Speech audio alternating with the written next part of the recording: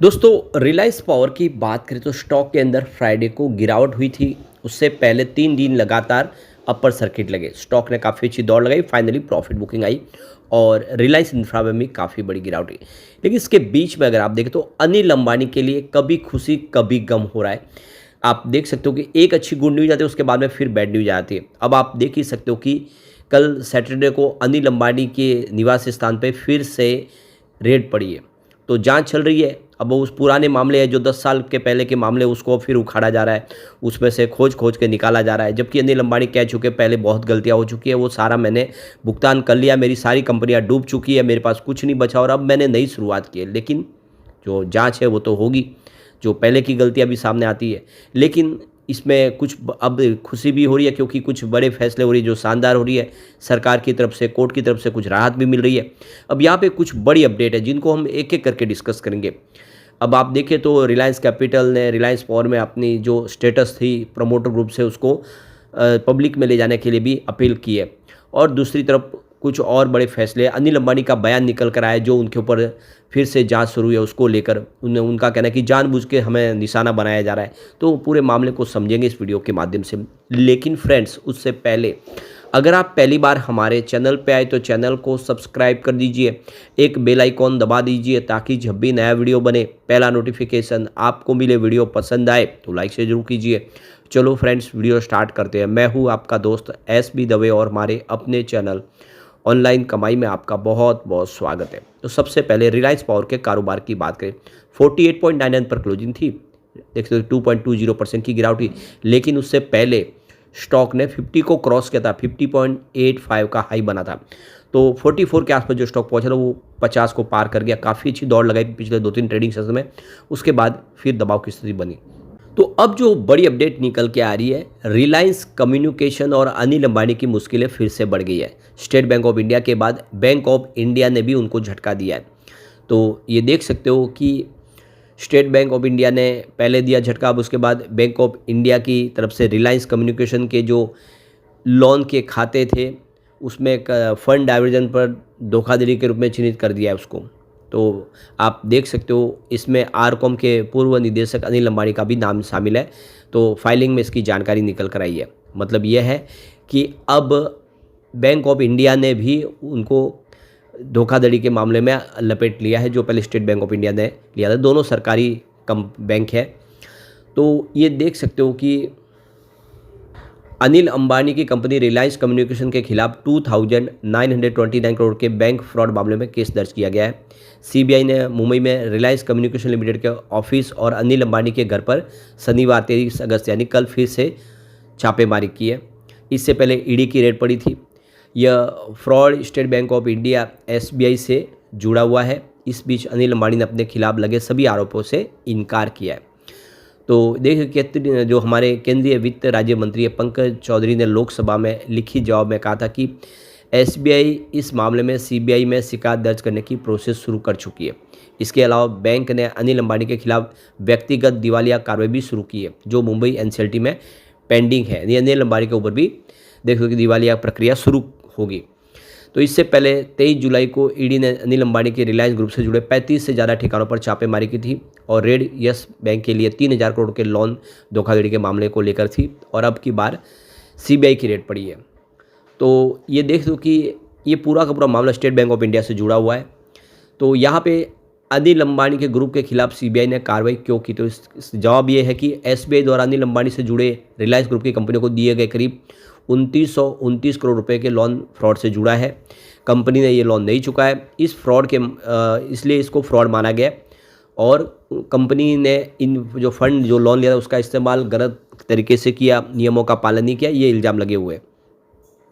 तो अब आप देखो कि इसमें CBI की एंट्री क्यों हुई। तो इससे पहले CBI ने 2 मामलों में ऑलरेडी FIR दर्ज कर दी थी।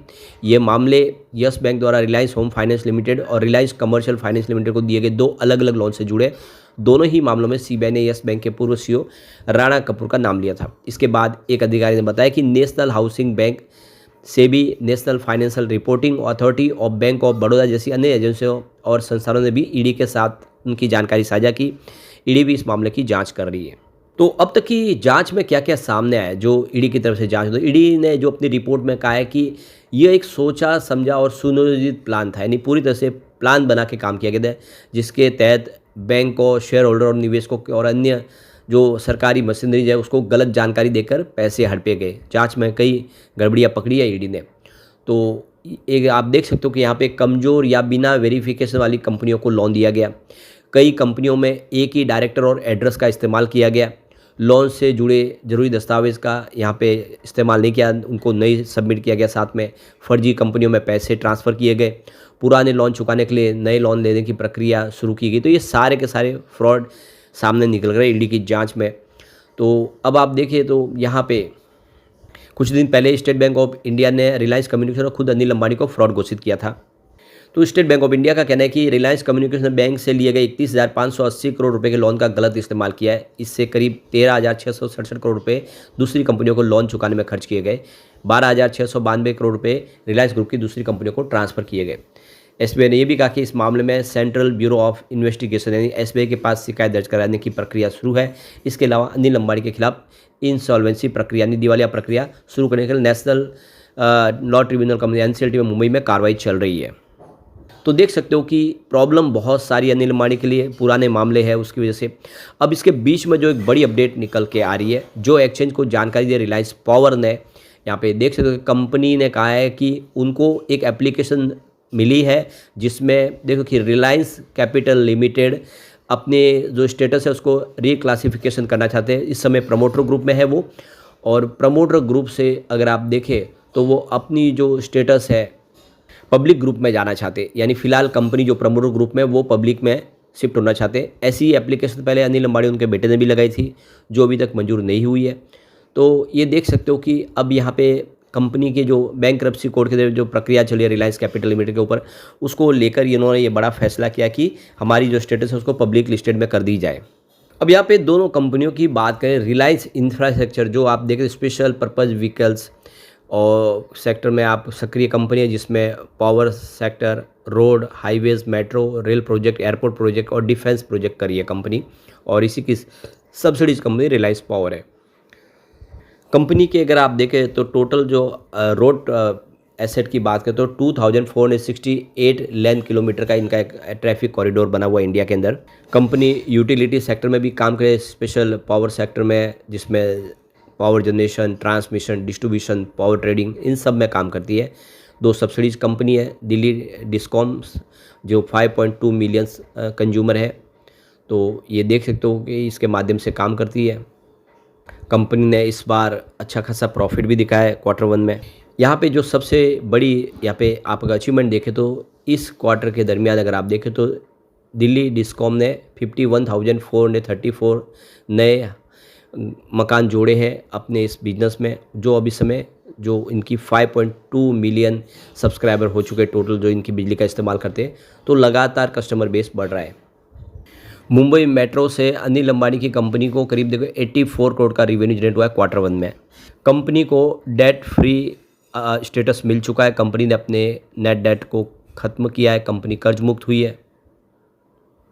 कंपनी अब डिफेंस सेक्टर में तेज़ी से आगे बढ़ रही है। कंपनी बहुत सारे आप देखें तो प्रोजेक्ट शुरू कर रही है। रिलायंस इंफ्रा इस समय इंडिया की पहली प्राइवेट प्लेयर है जो एयरक्राफ्ट का निर्माण करेगी, और इसके लिए आप देखें तो करीब 50 बिलियन रुपीज़ का इंडिपेंडेंटली निवेश कर रहे हैं।